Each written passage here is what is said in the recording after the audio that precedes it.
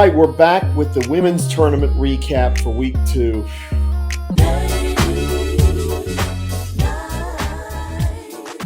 And the women's tournament has delivered again. Really exciting.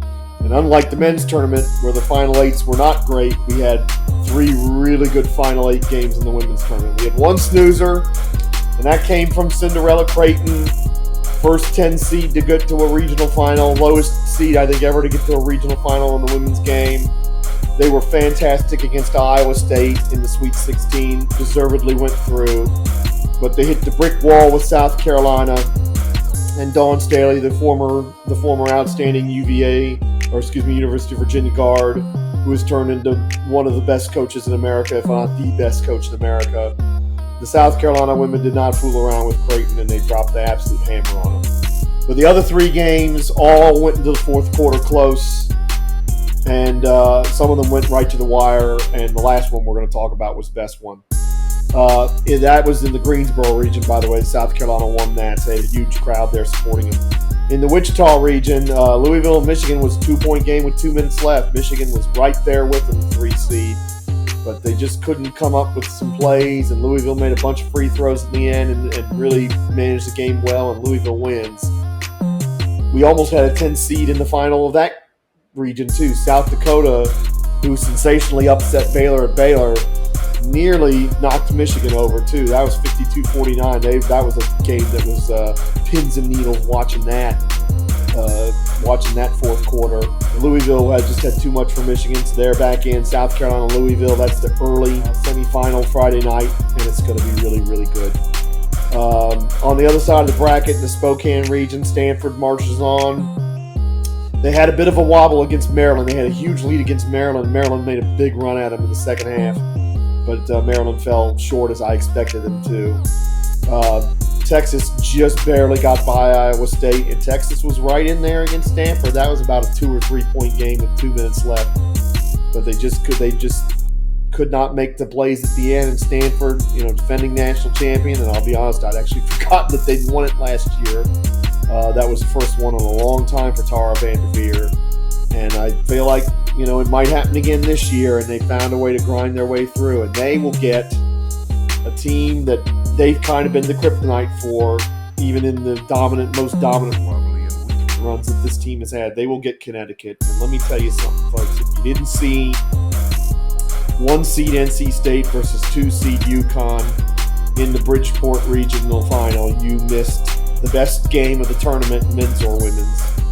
You missed maybe one of the 2 or 3 best games of the entire season, men's or women's.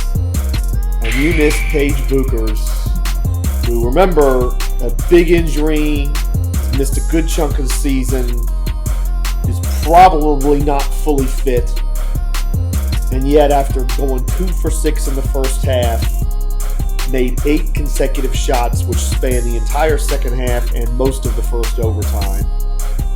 And UConn looked like they should have won the game a couple different times and didn't.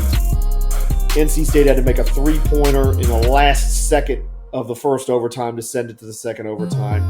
I was lucky because I had another late night at work, and I did not get to this game until the overtimes. And that 10 minutes of overtime was as good as 10 minutes of basketball as I've watched this year. Paige Buchers, I think, had 15 points in the overtime, and she just couldn't miss. It didn't matter where it was on the floor, how much people draped all over or whatever. If she threw it up, it was going in. It was something to behold. And NC State threw everything at them. They were, this Kunan is one of their good players. I mean, doesn't move as smoothly as some very big players that you see in the women's game do, but she's effective. And Jones, who made the 3-pointer to send it to the second overtime, that was absolutely clutch. What a player she is. And NC State had their opportunities. The amazing thing about this game, so I finally get in and I see it's 61-61, and I say, hallelujah, I'm going to get to catch this overtime. It's going to be awesome. And it was. UConn was in overtime, despite the fact that they were 1 for 7 from the foul line. Heard me right. University of Connecticut, best, most talented, stacked programs in women's basketball, was 1 for 7 from the foul line in regulation, which should have been, that should have been the end of them. So if you look at that and you wonder how NC State didn't beat them in regulation. And then in the overtime, they missed their first foul shot in the overtime, so they were 1 out of 8. And in the rest of the 2 overtimes, they made 11 out of 12.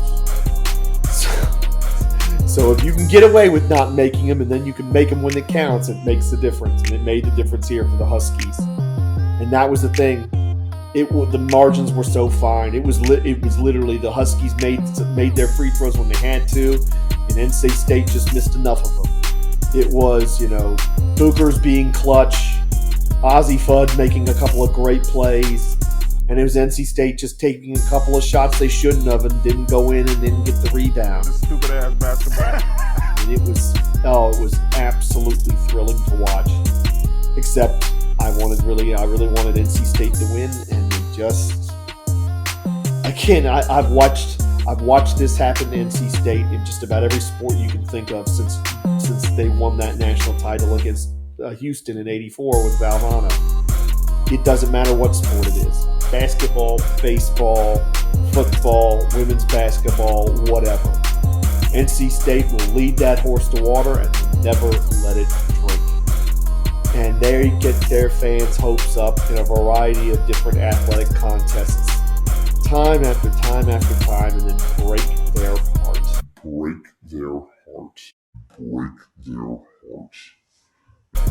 And this has got to be one of the most heartbreaking for NC State, because this team was loaded.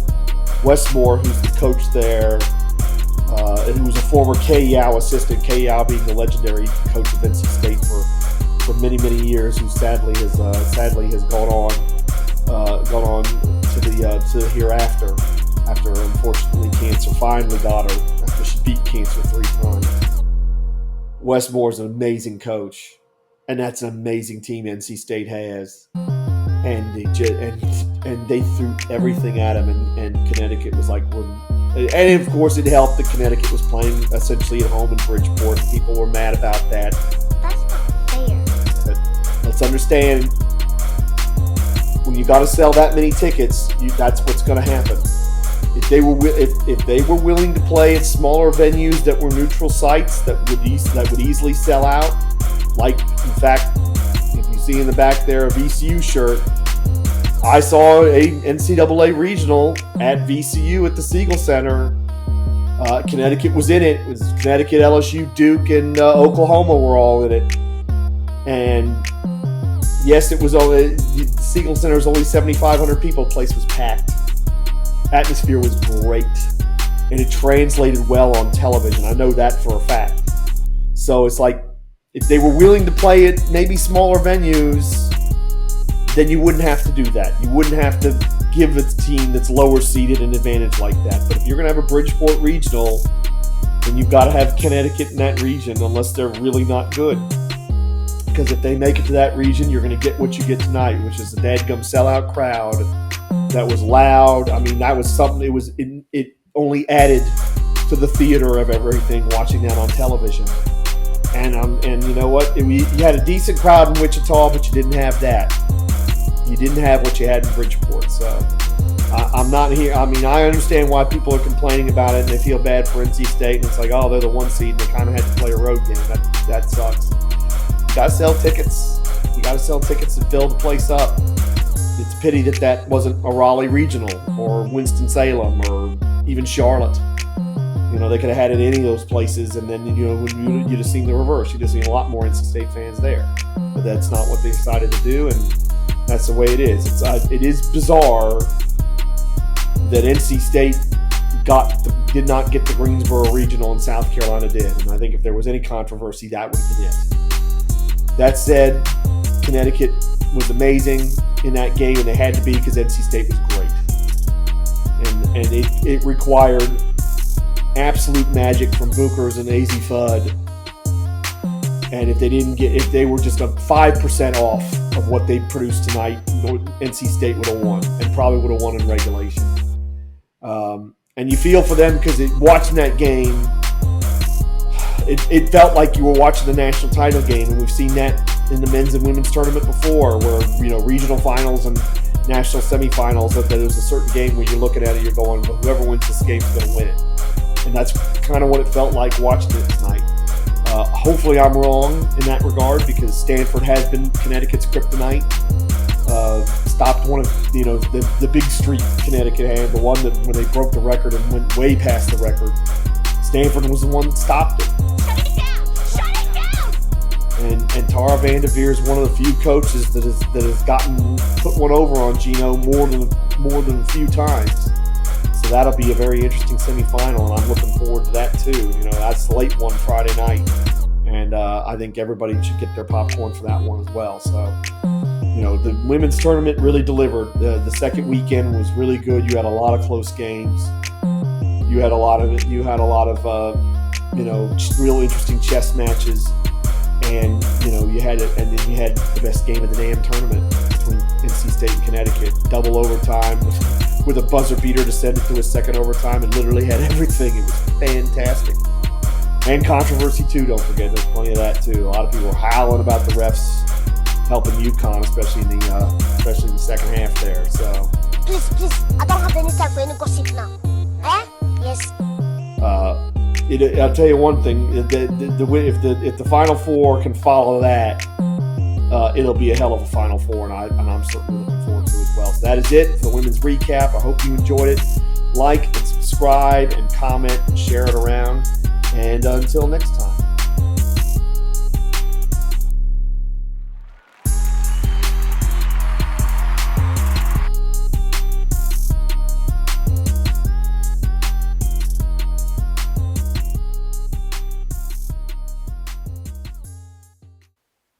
That's it. We're done, right?